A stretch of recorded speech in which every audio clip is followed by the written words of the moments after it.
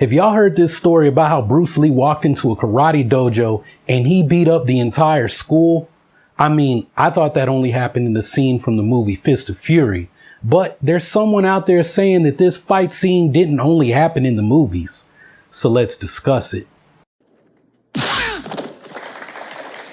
What's up, y'all? My name is Prince, and this is Goldenbell Training, where it's my goal to help you guys become better martial arts athletes. Now, this whole idea of Goldenbell Training and teaching internal martial artists to become better martial arts athletes was inspired by Bruce Lee. And that's the reason why I'm looking at interesting facts about Bruce Lee, his experiences, his views, how he trained, and even the myths that are created about him. In this particular video, we're looking at a Bruce Lee myth that I came across from you guys that are watching this channel. Now, YouTube has a feature where it shows me what videos people are watching, and I happen to come across this video from the Beerdy Bruce Lee Central channel called Bruce Lee Traveled to Karate Dojos in the US, Beating Everyone Up. Yes, this actually happened. And by the end of the video, my chin was on the ground after listening to the story. That this nigga was clearly lying. Have you guys seen the video or have you heard about it? So Beardy's video starts out with this statement about how Bruce Lee traveled around the United States from the mid-1960s up until his passing in 1973, and he was challenging karate students in their dojos to some friendly sparring. The reason for this, as Beardy says, is that Bruce Lee's goal in life was to assimilate as many martial arts as possible into Jeet Kune Do. And so to do this, he felt that he needed to fight against many different styles and people in their dojos.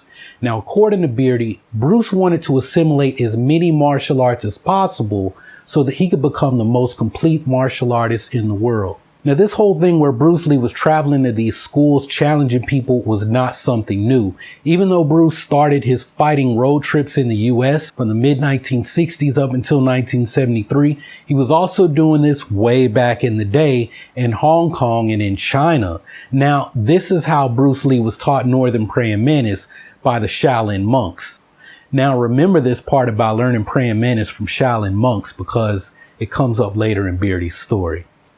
So Beardy sets up his story with a clip of Jim Kelly allegedly confirming that both he and Bruce traveled around the US sparring against karate senseis and their students in their dojos. But I know people he sparred with. I never mentioned their names either. But Bruce Lee was untouchable. Now, these karate road trips were the reason that Jim Kelly was chosen by Bruce Lee to star in Enter the Dragon, because not only was Jim Kelly the karate middleweight world champion, but also because, well, Bruce Lee was so impressed with Jim Kelly's martial arts skills, you know, from them traveling all over the US playing Double Dragon at these karate schools. Now, like I said, Beardy plays this clip of Jim Kelly from some convention where he's talking about seeing Bruce Lee spar against some top karate guys that he will not name. But Jim Kelly never actually says anything about their cross-country tour where they beat up all these karate students in their schools. So this gets into the story of how Bruce exposed karate and destroyed some McDojo karate sensei. So Beardy says that throughout the lifetime of his channel, he's regularly contacted by people with stories about Bruce Lee. Now, look, I mean, I can understand that one, as I've had a few people reach out to me, and I've only been doing this for a little over 6 months at the time that I'm recording this video. The most recent person was a Junfan Gung Fu student who shared with me how his teacher, the late Taki Kimura, let him see some of Bruce Lee's original writings that he kept in his collection. So yo, man, salute to you, Mark, for being a real one. But anyway, Beardy says that he gets mail from all over the country from senseis who are confirming that Bruce Lee and Jim Kelly were traveling all over the US challenging karate dojos to sparring matches. And this one particular person who is, as Beardy describes, a true karate icon who wants to remain anonymous, contacted him about this story where Bruce Lee visited his dojo. Now, he says that if he mentioned his name, everyone would know who he is, but this guy wanted to tell the story before it's too late. Of course, later Beardy says that the guy didn't want to tell the story, but for some reason he does anyway, and then Beardy makes the video.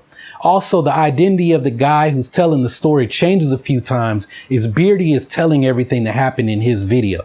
So Beerdy starts out saying that this guy is the sensei of the dojo. Bruce Lee drops in for a visit and there's no mention of Jim Kelly, even though Beerdy spent 5 minutes convincing us that Bruce Lee and Jim Kelly traveled all over the country sparring with these karate students at their schools. But I mean, whatever. I guess that was to squeeze out more watch time for the video. He's lying! So like I was saying, Bruce goes to this dojo and asks if he could spar with their strongest student. The sensei replied, "You're not going to spar against my best student. You're going to spar against me." Now, by this time, word got around about what Bruce was doing. He was showing up to dojos and asking to spar with the strongest students there. So the sensei wanted to fight Bruce Lee himself because he felt that Bruce was embarrassing the sport of karate. So Beerdy says that the fight didn't last long. Bruce humiliated the sensei, and the students there, they didn't like it. Now question, if you're the sensei who's retelling this story, do you really say, "Yeah, I got humiliated by Bruce Lee. He finished me in a couple of seconds"? I mean, it's possible. Look, one time Chuck Norris told his entire school that he took an L to Bruce Lee, and he said that Bruce's skills were superior to his own. And that's a true story too. I'm working on a video to tell y'all about how that went down, so stay tuned for that one. But here's why I pointed it out in this story that Beerdy is telling in his video, is because the next thing he says is that a student went to help his sensei up off the floor, and it was the student helping the sensei up who told the story. So I mean, I'm just saying, like, dog, which one is it? Who told the story? Was it the student or was it the sensei? That this nigga was clearly lying. But anyway, well, as the student is helping the sensei up off the floor, 8 other students decide that they don't like what just happened, so they're going to defend the honor of their teacher by jumping Bruce Lee. One guy attempted to tackle Bruce Lee to the floor, but Bruce jumped over the guy. He then saw the other 7 students attacking from the side. And then Beerdy says, well, what happened next is really interesting. The person telling the story said that Bruce Lee went into a stance. Beerdy says that, well, Bruce Lee didn't use stances. He would only use a stance if it was a serious fight. I mean, at this point, I'm looking at my screen like, dog, you gotta be kidding me. He's lying! Bruce Lee didn't use stances? He's lying! So, I mean, like, what do you call orthodox, south boxing, the basic Jeet Kune Do stance? Nope. Apparently, Bruce Lee only used a stance if it was a serious fight. And guess what stance Bruce used when the stuff hit the fan? Now, remember how Bruce Lee trained with Shaolin monks in China who taught him Northern Praying Mantis? Yeah. When Bruce got serious, he pulled out the Northern Praying Mantis on his opponents. Now, the guy telling the story didn't know what Northern Praying Mantis was, but Beerdy, being the Bruce Lee expert that he is 100% sure that Bruce Lee used Northern Praying Mantis because he was facing multiple opponents. So of course, that's what you use. Beerdy also guessed that Bruce used Northern Praying Mantis because the person telling the story said that within a matter of seconds, all 8 guys were on the floor grasping their necks as if they could not breathe. And Bruce was standing there holding up 2 fingers. Now, Beerdy, being the expert on all things Bruce Lee, says they weren't actually grasping for air. In actual fact, they got hit in a pressure point in the throat. It was a pressure point that incapacitated them. It is a well-known point if you're a kung fu specialist like Bruce Lee. That this nigga was clearly lying. So I guess Bruce Lee walked into this school and knocked out 8 karate students using some special technique that he learned from Shaolin monks in China, or from his good friend George Dillman. Beerdy went on to describe the encounter using a Dragon Ball reference. He said it probably looked like Goku fighting Trunks with 1 finger at the start of the Android saga. And I mean, bro, like, I'm friends with Geekdom 101, who is probably the top person on YouTube covering Dragon Ball. My guy got a personal message from Akira Toriyama about the next Dragon Ball movie. And I mean, if he heard this Bruce Lee story is fighting like Goku and Dragon Ball Z, this nonsense, I already know what his response would be. Come on, bro. Like, the only thing I could think as I'm listening to this story is, you are clearly lying. This Jim Kelly and Bruce Lee buddy trip to challenge karate students all over the country, yeah, that would make a good movie. But bro, I don't think Bruce Lee even met Jim Kelly before Jim showed up in Hong Kong to shoot Enter the Dragon. They said, do you know Bruce Lee? I said, no, I don't know him personally. I tried to catch up with him when I first came to LA because I wanted to train with him. But he was gone. He had a school down in Chinatown, but he left and went to Hong Kong. Jim Kelly wasn't even the first choice for the role as Williams. Rodney Tarkington dropped out of the role, and Jerry Weintraub found Jim Kelly running a dojo in Compton, and he had already done a film previously. Bruce may have played a part in Jim getting the part, but I don't think they were exactly homeboys prior to them meeting on set. Jim Kelly said that Bruce saw him fight once in a tournament, and he was fighting under Mike Stone, who was one of the 3 karate champions that really did train with Bruce. Now, I don't doubt that Jim Kelly has some stories about Bruce that he didn't want to tell publicly. I mean, I'm just saying, they had to hire real prostitutes for Enter the Dragon, as no Hong Kong actresses were going to be cast in that role. So I'll let y'all figure out where I'm going with this. Also, I bet Jim Kelly did see Bruce starring with some of his students and maybe some of the other stuntmen on the set of Enter the Dragon. But I have one question for Beerdy though. Like, hey bro, how come the same interview that you used to support this fake story you're telling is the same interview where Jim Kelly said that he never met Bruce Lee before Enter the Dragon? He's lying. Like, this entire story about Bruce Lee traveling across the country to challenge people, there is some truth to that. But that's not because Bruce wanted to assimilate all martial arts to become the most complete martial artist of all time, or whatever it is the claim that you're trying to make. You're just adding to the myths around Bruce Lee that just aren't true. I mentioned your video and my video about why Bruce didn't like Tai Chi when he was younger. And I said Bruce actually did go to other schools and issue these challenges. But you've twisted that story that either you heard wrong or you just ran with it and spun it into something that it's not. Now, I mentioned in the Bruce Lee and Tai Chi video something about how these open invitations, which some people saw as challenges, is what led to the Wong Jack Man fight. Bruce would basically say, I've got an open door policy for anyone who wants to come see me. So did he mean, yeah, dog, you can come see these hands? Or is it, I've got an open door policy to drop in for a lesson at my school? Bruce did travel across the country, possibly doing this, but he wasn't going into karate dojos asking to fight the best students. Bruce was being invited to present at these seminars and at these karate tournaments across the country.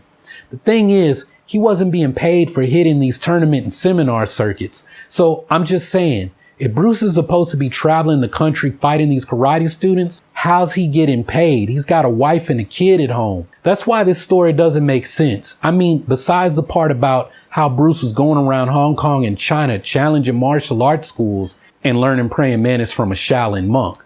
Bruce never challenged martial arts schools in Hong Kong. He had maybe one rooftop fight against a Mantis student that lasted 2 rounds, 4 minutes at the most. Bruce probably never set foot on mainland China, and I doubt there were any Shaolin monks just out there teaching praying mantis just before the start of the Cultural Revolution. Also, Bruce didn't speak Mandarin, he spoke Cantonese.